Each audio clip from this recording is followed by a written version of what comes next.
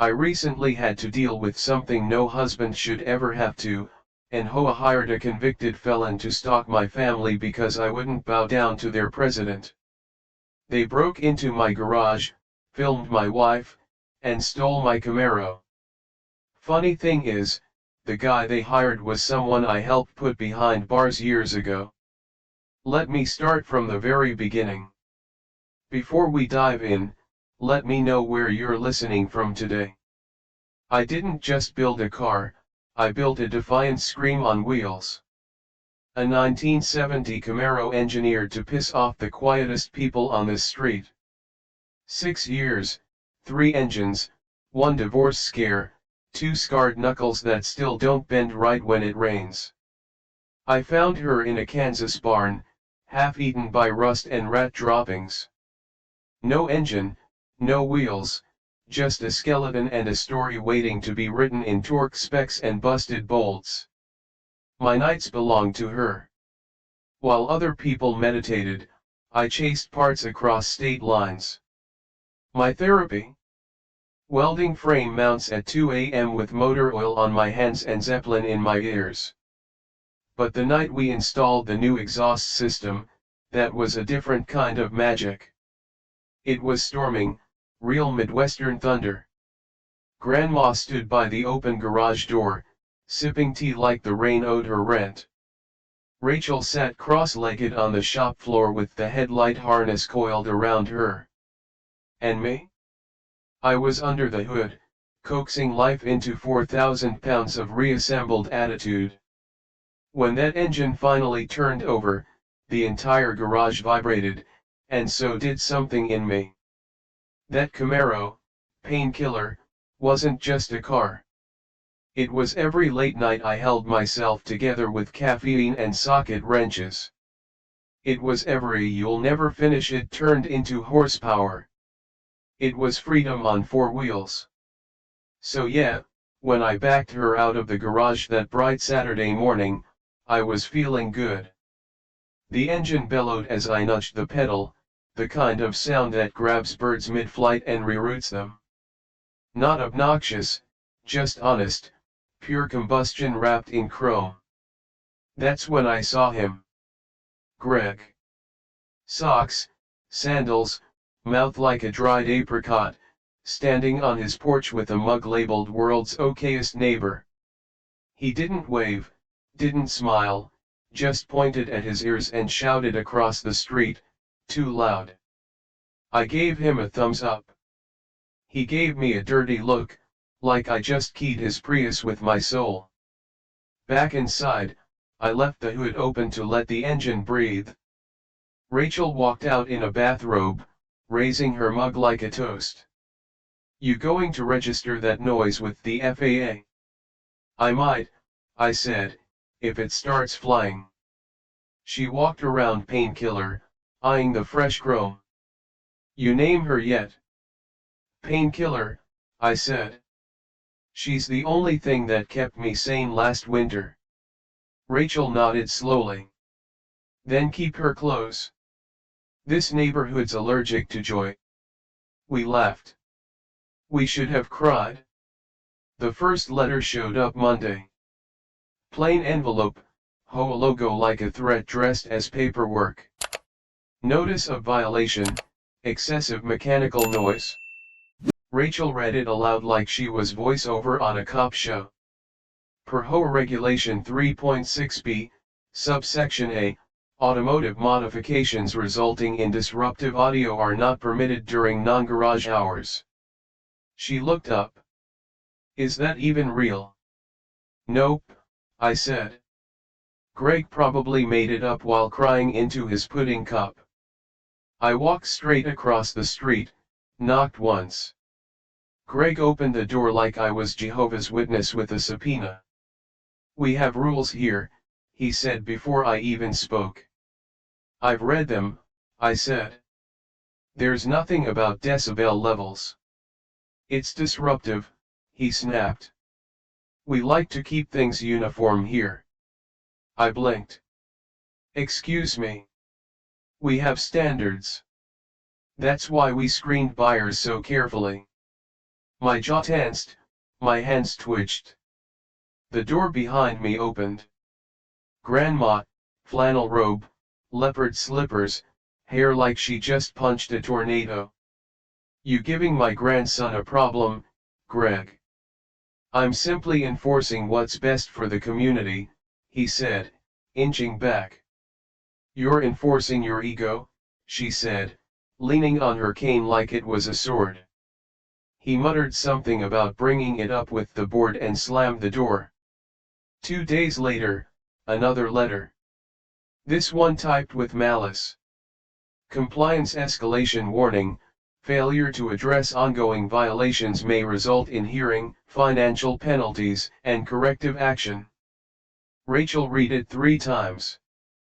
They're threatening to tow it, she said. I nodded over my dead axle. That night, I couldn't sleep. I went back to the garage. Painkiller sat there, peaceful, like she didn't know the wolves were coming. I wiped her hood, checked the tire pressure, rechecked the security cam. Rachel came out around 1 a.m., wrapped in a blanket. You okay? I think they're serious, I said, about towing her. She stepped next to me, quiet. You ever think it's not about the noise? I looked at her. She shrugged. You show them something they can't control. That's what they hate. Then she kissed me on the cheek and went back inside. I didn't follow. I stayed out there a while longer, just watching, listening, waiting. Next morning, I opened the garage, and my soul dropped out of my shoes. Painkiller was gone. No broken glass, no tire marks, no skid, no dent, no drag.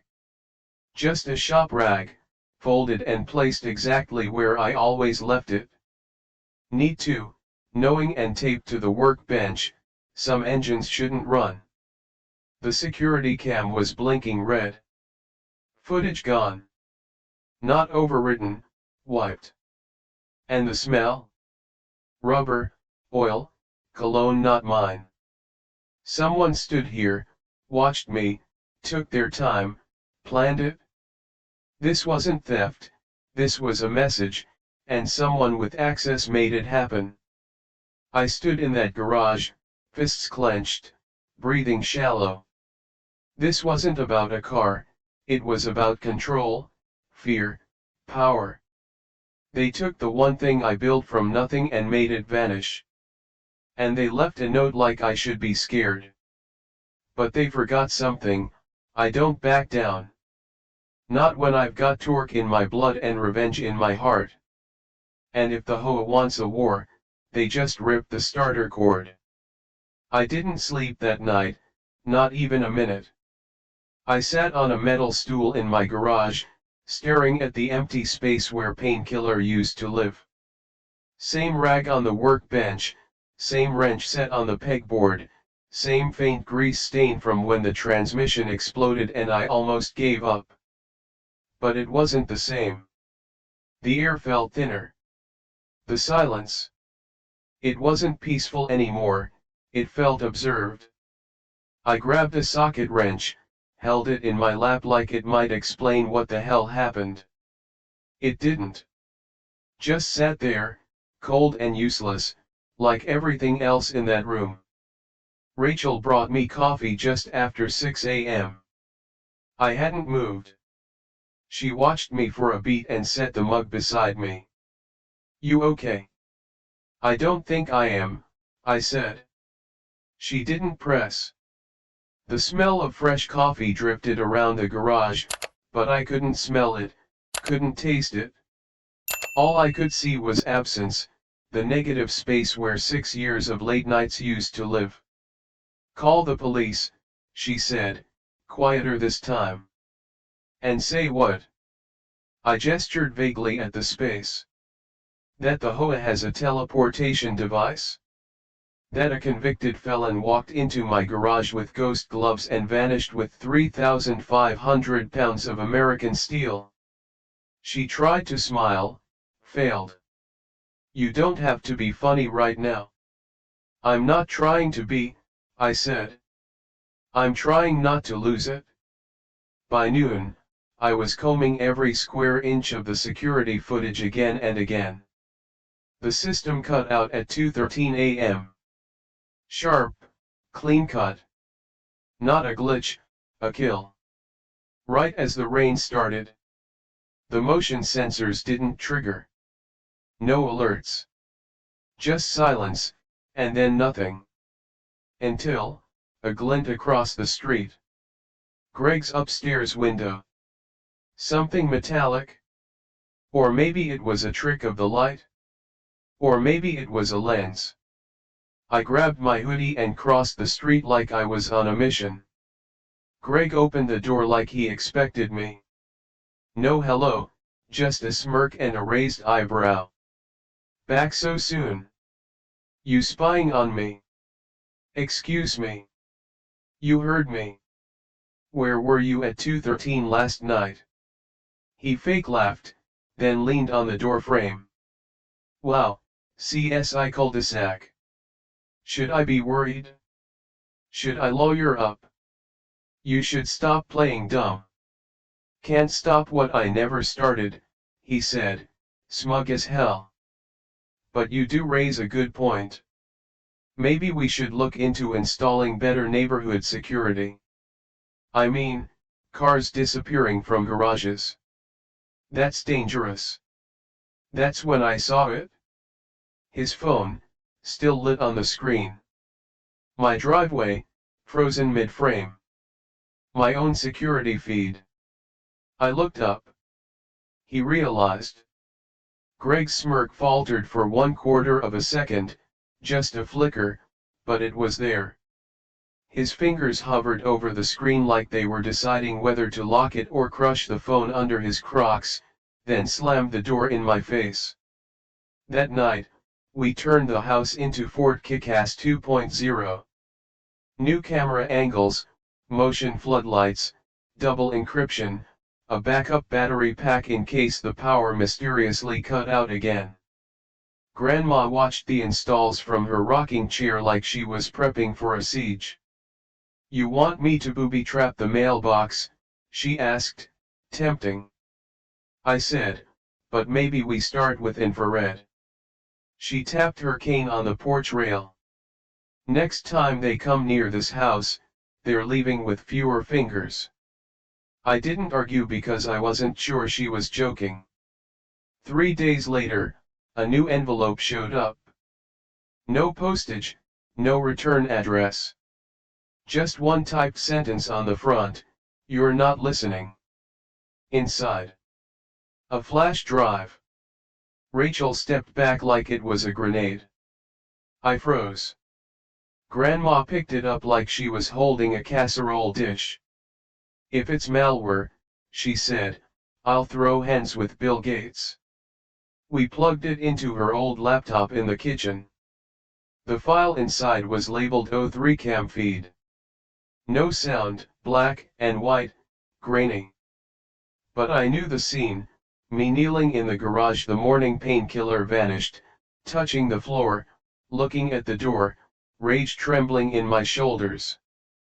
But the angle? It wasn't mine. It came from up high, looking down, diagonal fisheye lens. Someone had installed a separate camera inside my garage. I hit pause. My face, confused, furious, violated, froze on screen. They watched you, Rachel whispered. I rewound, frame by frame.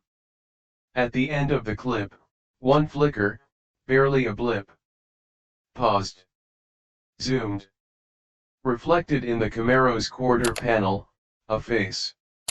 Bald, strong jaw, sunglasses. Harry Rolston. Or someone wearing his ghost. My hands curled into fists. He didn't just take the car, he recorded the aftermath. He wanted to watch me lose it. The HOA meeting was already on the calendar. Tuesday night. Rec center basement. That night, I suited up like I was walking into a courtroom. Rachel wanted to come. I told her no, not because I didn't want backup, but because I didn't want them seeing who they could target next. Karen sat at the head of the folding table, sipping from a mug that said Community First. If she brewed coffee from judgment and passive aggression, she'd be a billionaire.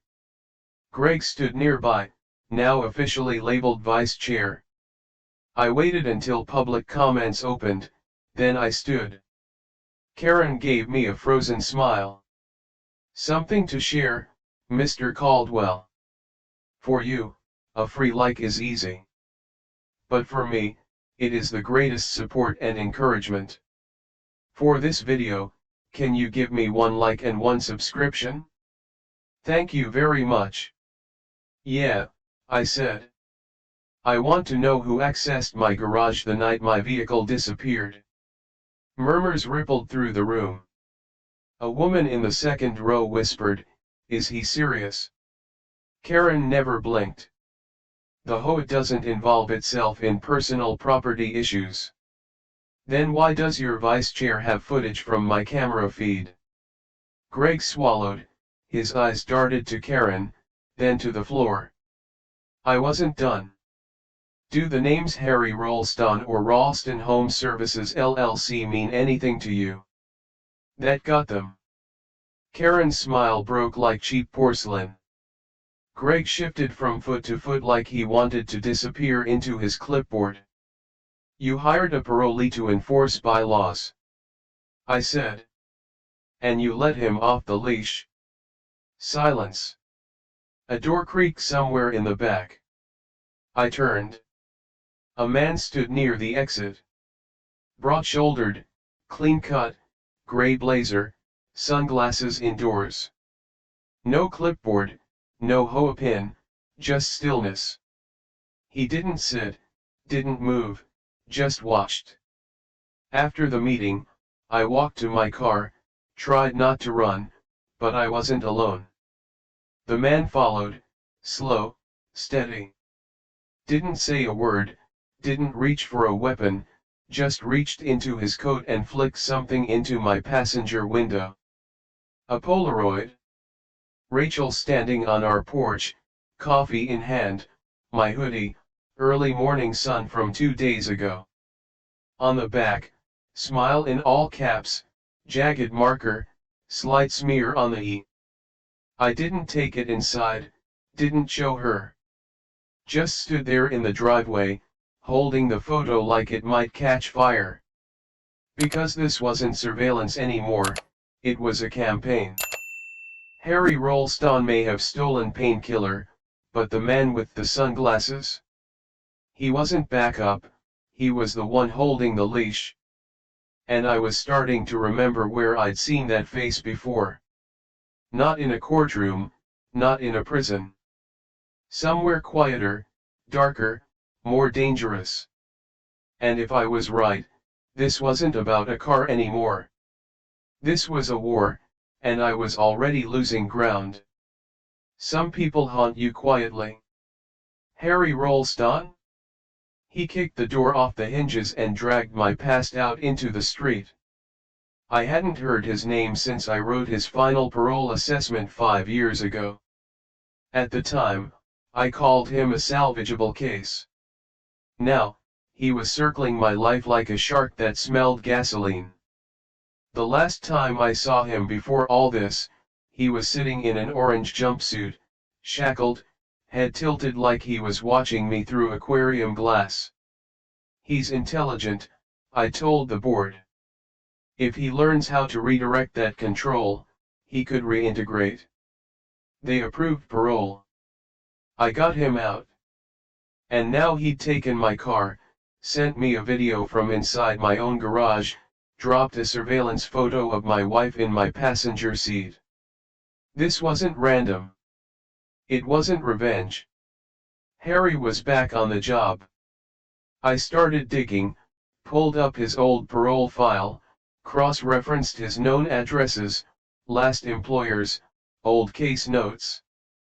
Found one name that pinged, Rattler Consulting, contracted by the HOA 3 months ago for compliance or restructuring. I searched the name. The only person listed on its articles of incorporation? Travis Rattler. The man who watched me from the back of the HOA meeting like he was assessing a target, not listening to complaints about trash bins. I drove to a storage facility listed in Harry's employment intake, Unit 117. I paid cash, said I forgot my code. Manager didn't care. The lock had been cut. Inside.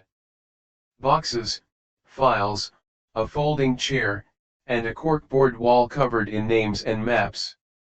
Each map showed a suburban neighborhood. Each name had a red X except one, Caldwell. My name, circled in black. Beneath it, do not engage without clearance, I didn't know if that meant Travis Rattler or terminate request. Either way, it felt like a death sentence on hold. Behind the crates was a battered trunk. Inside. Photos. Dozens. Neighbors crying, being evicted, cars being towed, houses with police tape. Some of them were smiling at first. Then they weren't. Recordings too. I played one.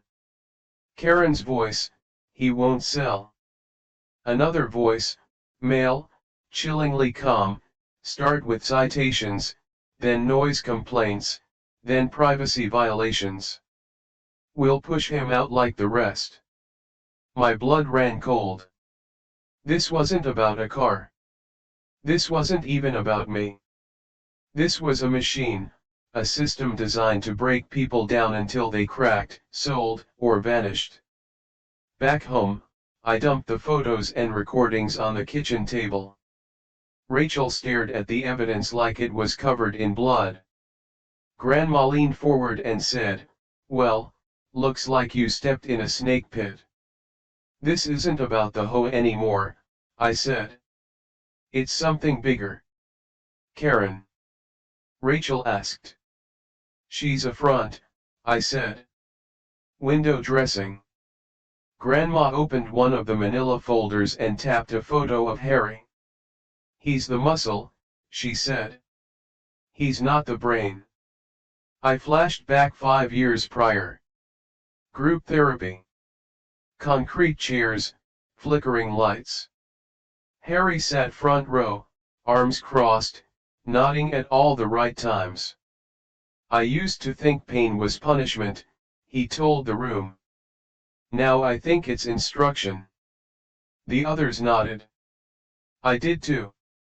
He quoted Freud, talked about moral injury, even kept a journal. He was saying all the right things. But one day after group, I passed him in the hallway. He didn't nod, didn't speak, just stared, long, too long, like he wasn't listening. Back then, he was studying. I snapped out of it when Rachel touched my hand. "You didn't make him do this," she said. "No," I said, "but I might have handed him to the person who did." That night, I got hit again. Fake charges on my debit card, landscaping services I never hired. An email from my insurance provider said they had received a complaint about flammable chemicals improperly stored. Suddenly, I was flagged, rates reevaluated, coverage threatened. Rachel tried to calm me down, but then the HOA sent a new violation notice, trash bin visible from public view. It was still inside the garage. They were hitting me from all sides, trying to make me feel crazy, trying to make me feel helpless. I marched to Greg's door the next day, didn't knock, just stood there until he opened it. He looked tired, or maybe just afraid of sunlight. "Rough week?" he asked, smug. "You know what this is," I said. He smirked. "Of course I do. That's why I stopped fighting it." "What does that mean?" It means there's no winning. You think I like being their lapdog? I'm just smart enough to know when to roll over. You helped them take my car. He shrugged. I didn't help. I complied. I took a step forward. Is that what you tell yourself? That you're just a pawn? He stepped closer too, smiled like a man who'd already given up.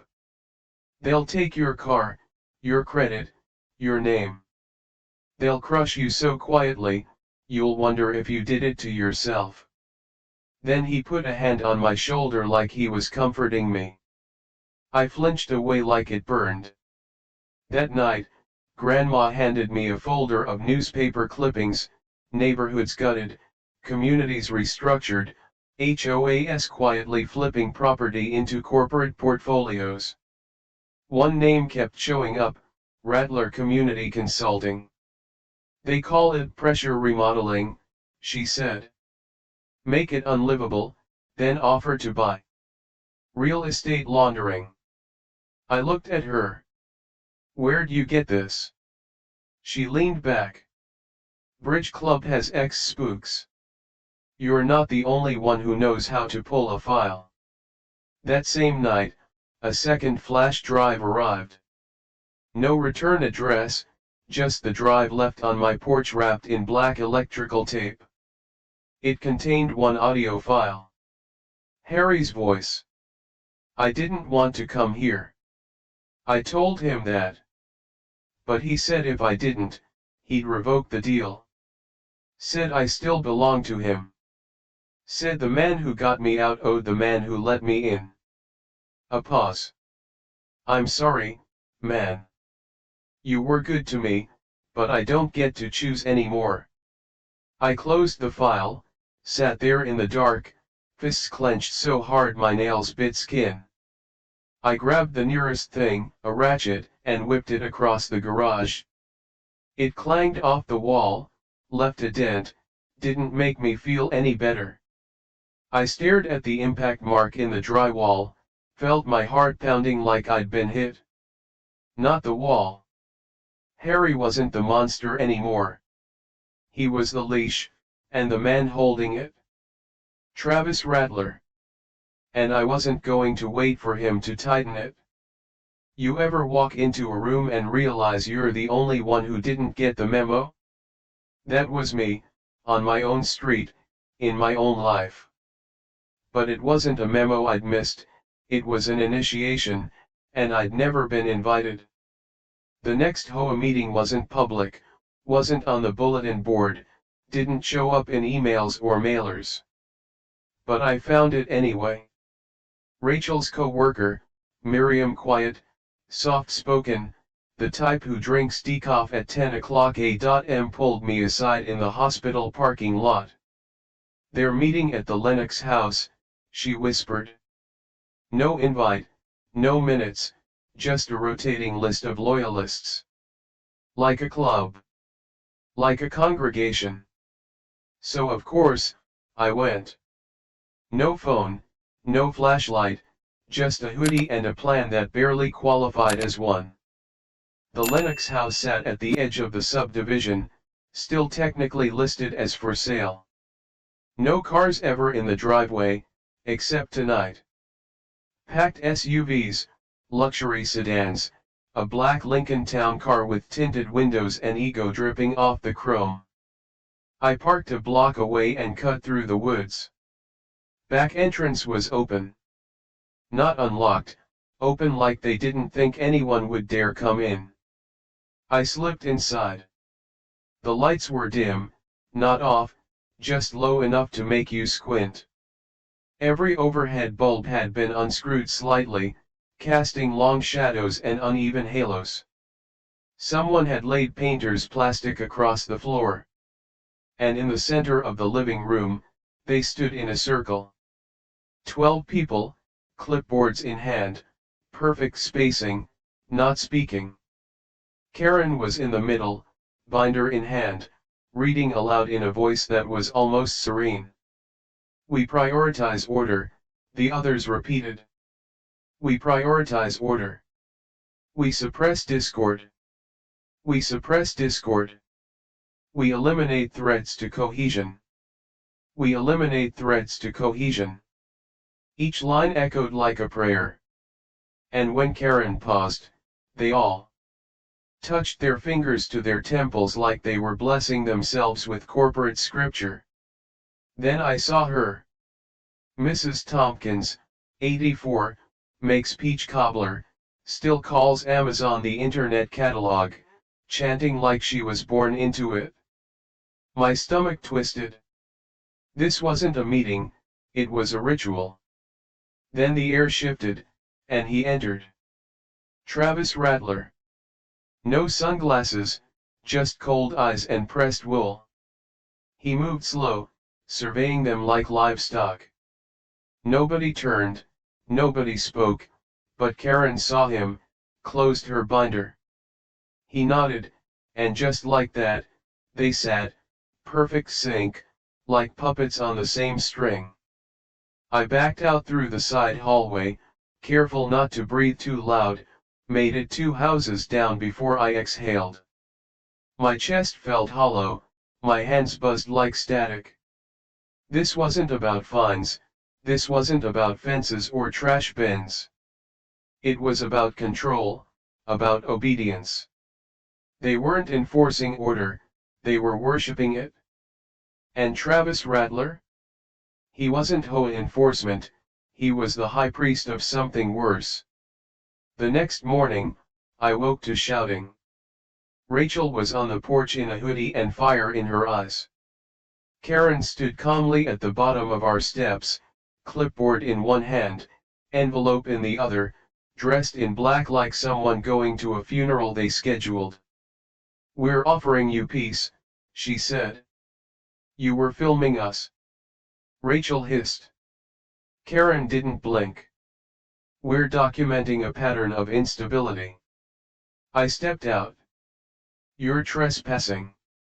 She turned to me like I was a bad grade she couldn't get off her report card. "Mr. Caldwell, you have one last opportunity." "To what?" I asked. "To obey. To leave."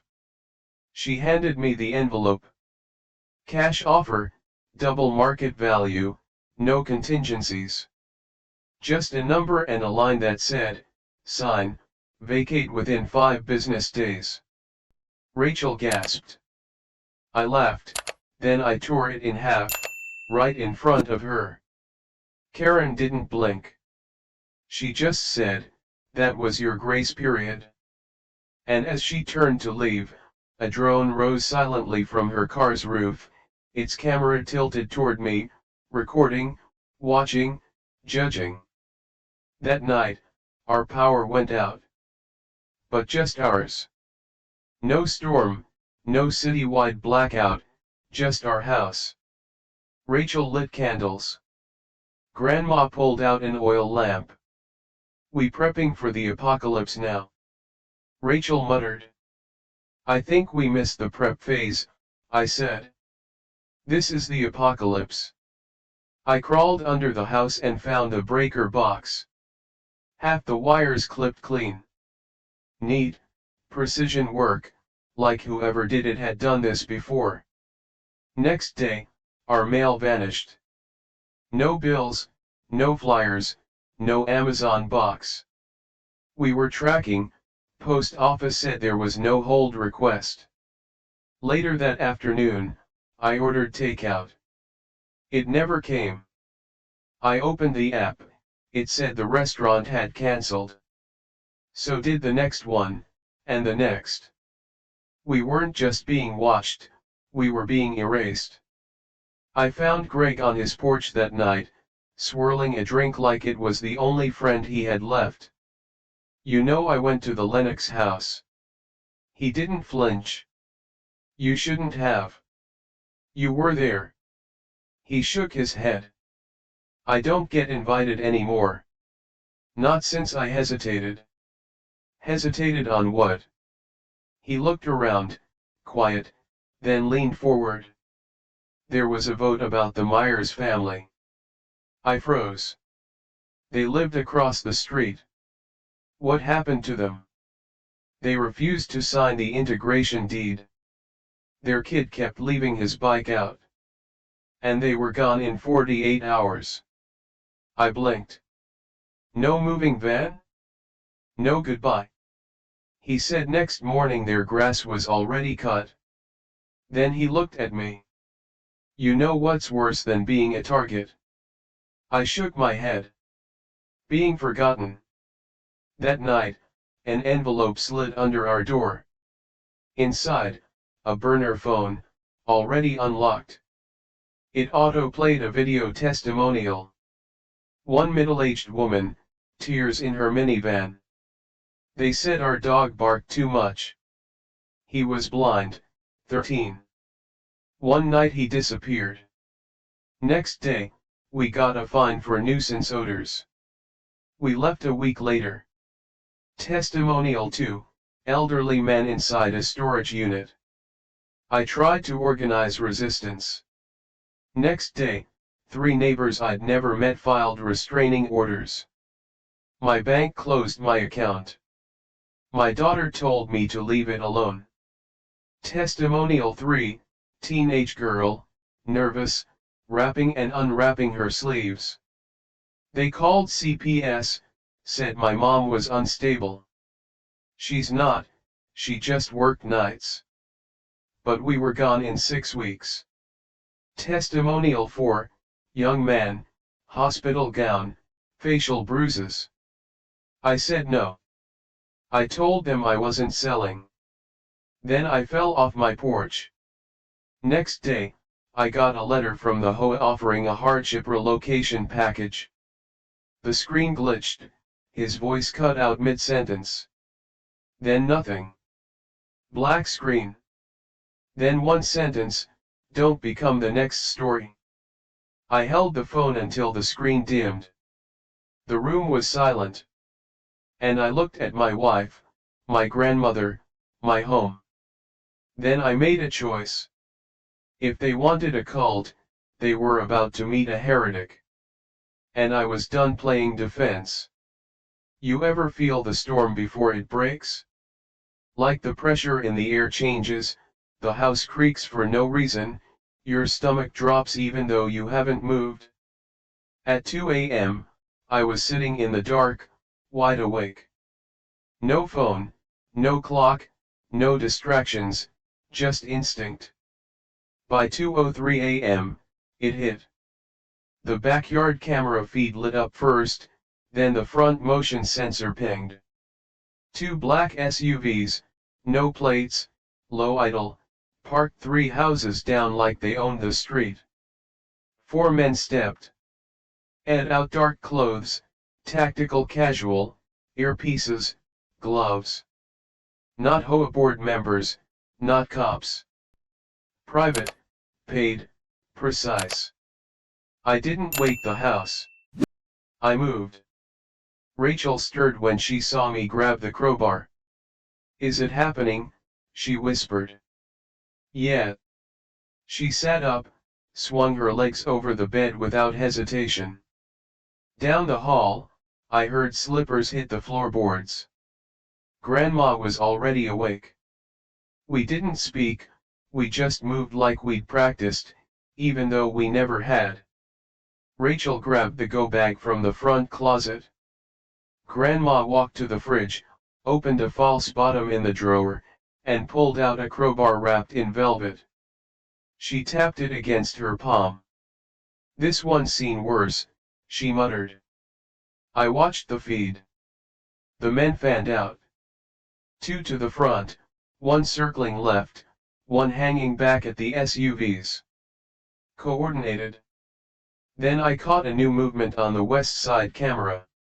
Rattler standing at the property line, hands behind his back, watching, smiling like this was a Sunday stroll. I cut the lights, killed the Wi-Fi, shut down the backup cameras. Then I triggered the trap.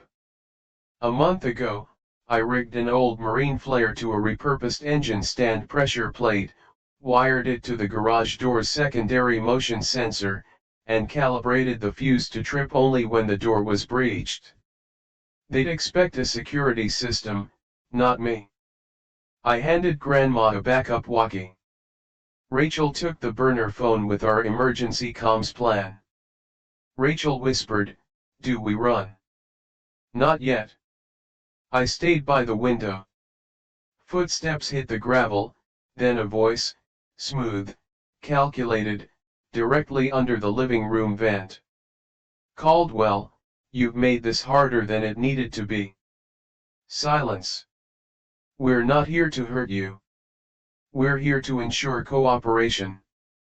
Grandma muttered, "That's what they said at Waco." Then a soft mechanical click. The side gate breach. I waited, then boom.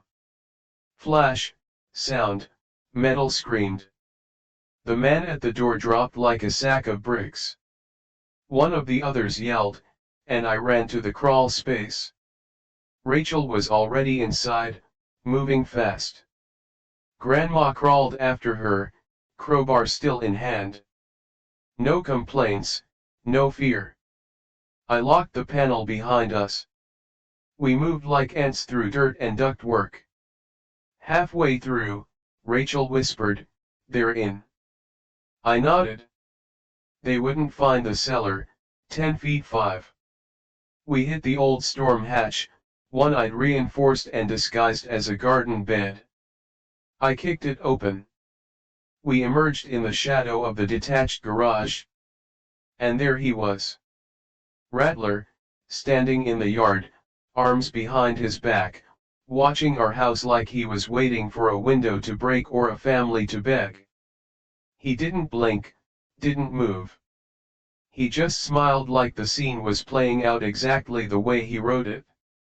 I sprinted for the shed, pulled off the tarp. Painkiller 2.0. Half-built frame, reinforced chassis, tires mounted, but no engine. Just bulk and rage and momentum. Good enough. I kicked her into neutral, aimed her, and pushed. She rolled like the world owed her clearance, straight through the side gate, and slammed into the SUV parked at the curb. Metal crunched, glass cracked. One of the men flinched and backed off like it was a grenade. That's when I charged, crowbar raised. Rattler saw me, didn't flinch. He squared up, shifted his weight, boxer stance. He was trained, but I was angry. We collided like wrecking balls. He landed the first hit, a kidney punch that made me taste copper, but I fought dirty, cracked the crowbar against his thigh. He buckled, grabbed my arm, and tried to choke me out. Everything narrowed. I fumbled behind me, hand closed around a socket wrench from Painkiller's tool tray. I swung once, twice. He dropped. I didn't stop. Not until his hands stopped moving. Sirens hit the air. Not HOA security. Real police. Miriam, sweet, quiet Miriam, had been watching our repeater feed from her backup server. When I shut down the house system, I'd rerouted the cam stream to her cloud link. She'd called it in. She sent the footage live. The SUVs peeled off, the men scattered. One tried to grab a sealed box off our porch, maybe data, maybe just a trophy. Didn't matter. He dropped it when the floodlights came on. Police surrounded the block, guns out, voices shouting, neighbors opening blinds. Rattler was cuffed, didn't resist, didn't speak, just watched me. And right before they closed the cruiser door, he locked eyes with me and mouthed, "This changes nothing." The next morning, I sent the footage to 5 news stations. 2 ran it, 1 blurred our faces, 1 didn't. The clip went viral before noon. HOA assassins attack local family and midnight siege. The comments were chaos, but the fallout. Nothing. No resignations, no arrests. Karen disappeared completely. Greg stopped answering his door. And the next day, the HOA bulletin had 2 new names posted: community advisors. New faces, new smiles, same eyes. Later that evening, a new letter showed up in our mailbox. No return address, same header, same font. At the bottom, we look forward to your continued cooperation. I beat them back, but I didn't win, because winning means they stop. And this system, it doesn't stop. Which means I've got one move left: burn it from the inside out. I didn't sleep after the assault. Not because I was afraid, because I had work to do. They'd fired every bullet in their arsenal, and they missed something vital: I was still breathing. And unlike them, I don't fight with shadows, I fight with paper and signatures and bylaws so buried in legalese they forget what they mean until someone weaponizes them. I started with the charter, the HOA's own legal code. PDF scanned crooked, uploaded in 2016, riddled with typos. Most people ignore it. I read every line twice, and I found it. Section 7.3b, in the absence of active board members, emergency quorum procedures may be triggered by any homeowner in good standing with no outstanding violations. I smiled because after the footage of the siege hit the local news, they dropped every violation on me like it was radioactive. Guess who was now in good standing? Me. I called an emergency meeting, used their format, posted it on their bulletin board, sent physical mailers, mailed certified notices to every known property owner. Legally bulletproof. I even attached copies of the charter, because this wasn't a rebellion, it was compliance.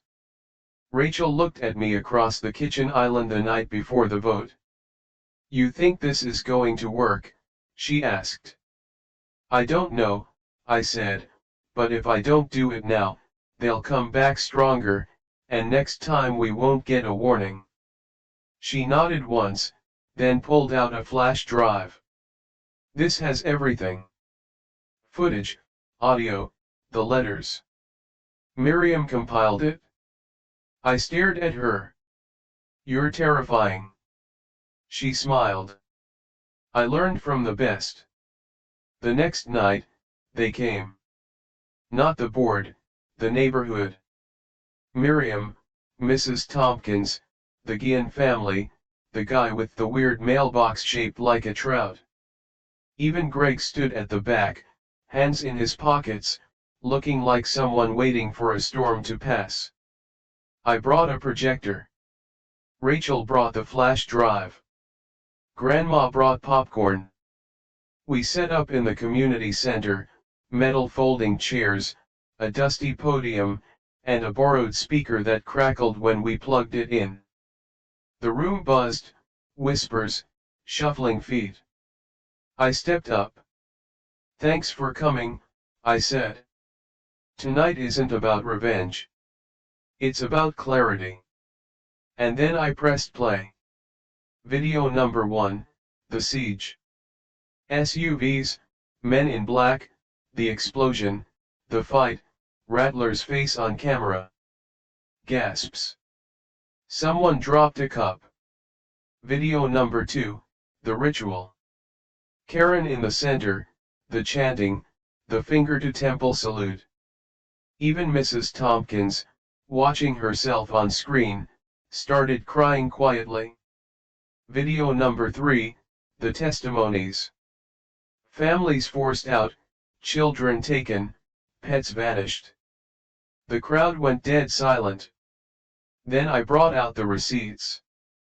Fake contractors, shell companies, Rattler's consulting firm registered in Florida but billing from a P.O. box here.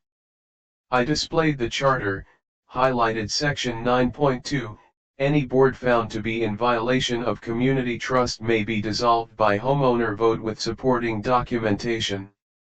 Then I passed around the petition. No one spoke for a long time. Then Greg stood up, took a pen, and signed. Followed by Miriam, followed by the Thompsons, followed by a guy who had never once waved at me but nodded as he wrote his name. 37 signatures. Quorum reached. Board dissolved. Charter flipped. Karen stripped. Rattler. Illegitimate contractor. But I wasn't done.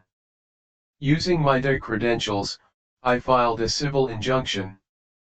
Not just against the HOA, against every associated contractor, every fake firm, every consulting entity tied to Rattler Community Consulting. We hit them like they hit us, quick, brutal, legal. The evidence Miriam collected? Admissible. The traps? Documented self-defense.